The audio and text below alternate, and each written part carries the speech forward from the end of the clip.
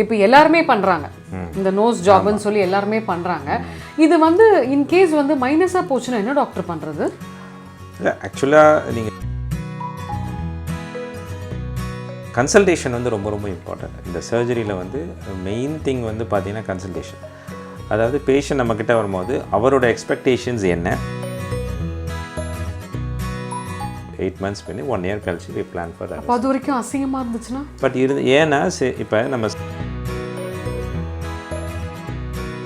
Recovery time எல்லாம் எவ்வளோ நாள் இருக்கும் டாக்டர்? யூஸ்வலாக இது வந்து local அனஸ்தீசியாவில்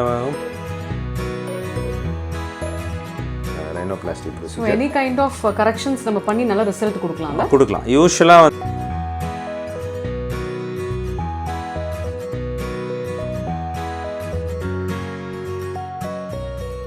welcome to Raj cosmetics and plastic surgery centre. Hi doctor. Hi Tina.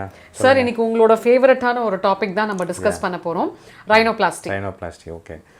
I love to do rhinoplasty. It is a very difficult but an interesting surgery because nose என்னைக்குமே வந்து ஒரு ஃபேஸோட projection, it makes a difference. Nose வந்து it makes the face to look gorgeous. அதே மாதிரி ஒரு சில changes, சில மாற்றங்கள் இருந்தால் it makes us to think இது இருந்தால் பெட்டராக இருக்கும் அந்த இன்னும் ஃபேஸ் அப்படின்னு சொல்லிட்டு. ஸோ ஆல்வேஸ் நமக்கு நோஸ் வந்து ஒரு இம்பார்ட்டன்ட் திங் நம்ம ஃபேஸை பொறுத்த வரைக்கும். சொல்லுங்கள், என்ன உங்களுக்கு இந்த ஆக்சுவலாக வந்து எதனால அது உங்களோட ஃபேவரட்டான ஒரு சர்ஜரி டாக்டர்? ஒன்று யூஸ்வலாக வந்து it's challenging to a surgeon to give a good results to the patient. So அதுவே வந்து it makes us interesting. It's a difficult surgery. There is a steep curve to learn, but once we learn it, it's we enjoyed doing it surgery because இப்போ ஒரு பீரியட்ல பாத்தீங்கன்னா படத்துலலாம் காட்டுவாங்க plastic surgery அந்த மாதிரிலாம் பண்ணி காமிச்சா அழகா இருக்கும் அப்படின்னு சொல்லிட்டு. இப்போ எல்லாருமே பண்றாங்க இந்த நோஸ் ஜாப்னு சொல்லி எல்லாருமே பண்றாங்க. இது வந்து இன் கேஸ் வந்து மைனஸா போச்சுனா என்ன டாக்டர் பண்றது? இல்லை ஆக்சுவலாக நீங்கள் கேட்குறது வந்து கரெக்டு தான், பட் மைனஸாக ஆகாதுன்னு நம்ம சொல்ல முடியாது. சில சர்ஜரிஸ் வந்து டிஃபிகல்ட்டாக தான் இருக்கும். ஸோ இதில் கன்சல்டேஷன் வந்து ரொம்ப ரொம்ப இம்பார்ட்டண்ட். இந்த சர்ஜரியில் வந்து மெயின் திங் வந்து பார்த்திங்கன்னா கன்சல்டேஷன். அதாவது பேஷண்ட் நம்மக்கிட்ட வரும்போது அவரோட எக்ஸ்பெக்டேஷன்ஸ் என்ன, அவர் என்ன எதிர்பார்க்குறாரு, அவரை சேஞ்சஸ்ஸு நம்ம எக்ஸாமின் பண்ண பிறகு நம்மளால் என்னென்ன பண்ண முடியும்.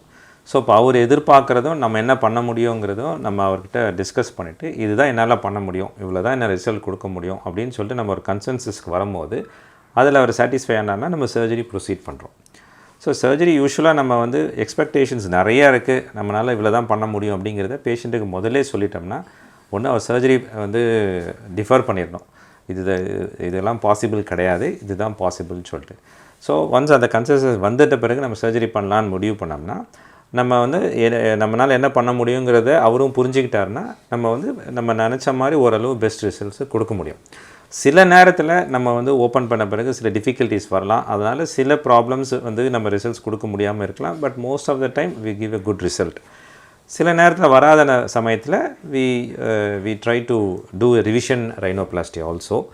அது வந்து யூஸ்வலாக உடனே பண்ணுறது கிடையாது. வி வெயிட் ஃபார் ஒரு 6 to 8 months பண்ணி 1 year கழிச்சு வி பிளான் ஃபார் தட். அது வரைக்கும் அசிங்கமாக இருந்துச்சுன்னா பட் ஏன்னா இப்போ நம்ம சர்ஜரி பண்ணுறோம் அப்படின்னா அது நல்ல ரிசல்ட், அதாவது ஆப்வியஸாக ரிசல்ட் வந்து உடனே தெரியலாம். சில நேரத்தில் சில இன்டர்னல் சேஞ்சஸ்லாம் இருக்கும், கண்ட்ராக்ஷன்ஸ், அதெல்லாம் ஒரிஜினல் ரிசல்ட் வந்து தெரியறதுக்கு ஒரு 3 to 4 months ஆகும். சில சேஞ்சஸ் இனிஷியலாக வந்து நல்லாலாம் இருக்கும், பட் போக போக it will get adjusted. So அதனால் வந்து இப்போ உடனே இன்னொரு 2 weeks இன்னொரு சர்ஜரி பண்ணுறதுங்கிறது it is not advised always, unless வேறு ஏதாவது ப்ராப்ளம்ஸ் இருந்தாலே ஒழிய பண்ணுறது கிடையாது. ரிசல்ட்ஸ்க்காக பண்ணுறோன்னா வெயிட் பண்ணிவிட்டு அந்த மாடிஃபிகேஷன்ஸ்லாம் முடிஞ்ச பிறகு தான் பண்ணுறோம் நாங்கள். ரெக்கவரி டைம் எல்லாம் எவ்வளோ நாள் இருக்கும் டாக்டர்? யூஸ்வலாக இது வந்து லோக்கல் அனஸ்தீசியாவும் பண்ணலாம், பட் வித் செடேஷன் பண்ணுறோம். பட் ஜென்ரலாக அனஸ்தீசியா, ஜென்ரல் அனஸ்தீசியா கொடுத்து தான் பண்ணுறோம். இது டே கேராகவும் பண்ண முடியும். இப்போ காலையில் வராங்க, சர்ஜரி முடிச்சுட்டு ஈவினிங் அனுப்ப முடியும். அப்படி இல்லை சில ப்ரொசீஜர்ஸ்க்கு வந்து ஒரு 2 days அட்மிஷன்ஸ் தேவைப்படலாம். ரெக்கவரி டைம் அப்படின்னு சொல்லி பார்த்தீங்கன்னா இப்போ ஒரு சர்ஜரி பண்ணுறோம் அப்படின்னா ஃபேஸ்லேயும் அந்த ஸ்வெல்லிங் வந்து ஜென்ரலாக வந்து ஒரு 5 days to 1 week இருக்க தான் செய்யும். ஸோ நம்ம மற்றபடி நம்ம ஆக்டிவிட்டீஸ்லாம் நம்ம கேரி அவுட் பண்ண முடியும். பட் இந்த ஸ்வெல்லிங் வந்து ஒரு 1 week இருக்கும். இது வந்து எக்ஸ்டர்னல் ஸ்வெல்லிங்னு சொல்லுவோம். இன்டர்னல் ஸ்வெல்லிங்கிறது உள்ளுக்குள்ளே ஒரு சில ரணம் இருக்கும். அது வந்து கொஞ்சம் டைம் ஒரு 1 or 2 months ஆகி தான் அந்த இதெல்லாம் சப்சைட் ஆகும். ஸோ இதில் இப்போ யூஸ்வலாகவே வந்து ஜெனரல் அனஸ்தீசியா பண்ணுறோம் அப்படின்னா இதில் இப்போ டிஃப்ரெண்ட் ப்ராப்ளத்துக்காக வருவாங்க. இப்போ ரைனோபிளாஸ்டிங்கிறது ஒரு சிலர் பார்த்தீங்கன்னா இந்த அம்பு பெருசாக இருக்கும், அதுக்காக வருவாங்க. இல்லை ரொம்ப ஃப்ளாட்டாக இருக்கும், ஸோ அது அந்த ஃப்ளாட் நோஸ்க்காக வருவாங்க. சிலது வந்து இந்த பிரிட்ஜ் வந்து ரொம்ப பெருசாக இருக்கும், ப்ராடாக இருக்கும், அதை வந்து நம்ம நேரோ பண்ணணுன்றதுக்காக வருவாங்க. சிலது வந்து இந்த லோவர் ஆஃபே வந்து ரொம்ப பெருசாக இருக்கும், அதை குறைக்கணும். இன்னொன்று இந்த டிப்பு வந்து பல்பஸ் டிப்புன்னு சொல்லுவோம், அது பெருசாக இருக்கும். ஸோ உள்ள கீழே வந்து காட்லேஜஸ் எல்லாம் இருக்கும். ஸோ அது வந்து நமக்கு ஸ்ப்ளே அவுட்டடாக இருக்கும். ஸோ இப்போ நம்ம ஓப்பன் இதில் வந்து சர்ஜரி வைஸ்ன்னு பார்த்தீங்கன்னா அனஸ்தீசியா கொடுத்த பிறகு ஓப்பன் மெத்தடும் இருக்குது, க்ளோஸ்டு மெத்தடும் இருக்குது. இப்போ ஒரே நம்ம ஒரு சிம்பிள் ஒரு 2-3 மாடிஃபிகேஷன்ஸ் தான் பண்ணுறோம் அப்படிங்கிற போது க்ளோஸ்டு மெத்தடில் பண்ணலாம்.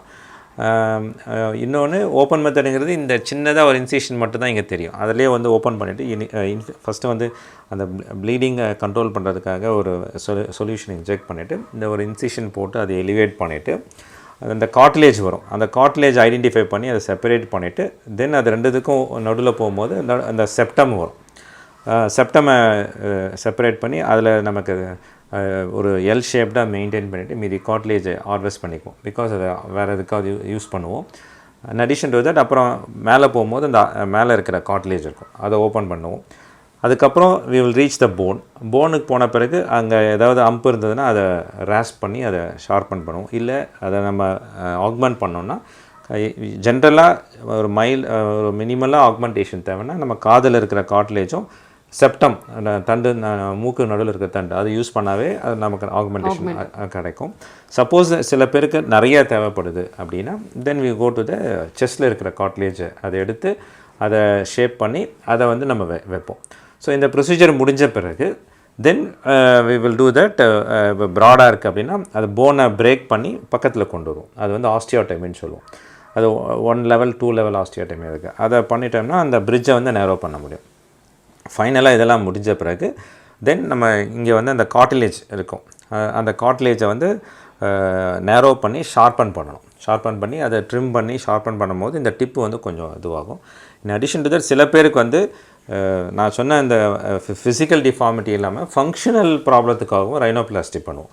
அது எப்படின்னு கேட்டிங்கன்னா நோஸ் பிளாக் இருக்கும், அது ஏற்கனவே அது வந்து ஒன்று செப்டத்தினால இருக்கும், அது இல்லைன்னு தெரிஞ்சிருச்சுன்னா சில நேரத்தில் இப்போ மூச்சு இருக்கும் போது உள்ளே போகும், அது வந்து இந்த காட்லேஜ் நடுவில் இருக்கிறது வந்து நம்ம அதை வந்து எக்ஸ்பேண்ட் பண்ணுவோம்.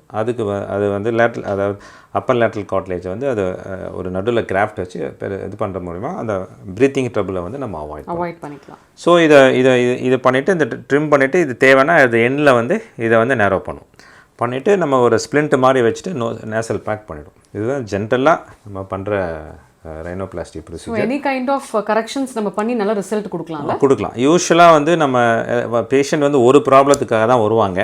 சப்போஸ் இந்த டிப்பு தான் ப்ராப்ளமாக இருக்குது. பட் என்னை பொறுத்த வரைக்கும் இந்த ரைனோபிளாஸ்டிங்கிறது இப்போ எங்கேயோ ஒரு இடத்துல அட்ஜஸ்ட் பண்ணும்போது இங்கே ரிசல்ட்ஸ் இம்பேக்ட் ஆகும். So it is always an holistic approach.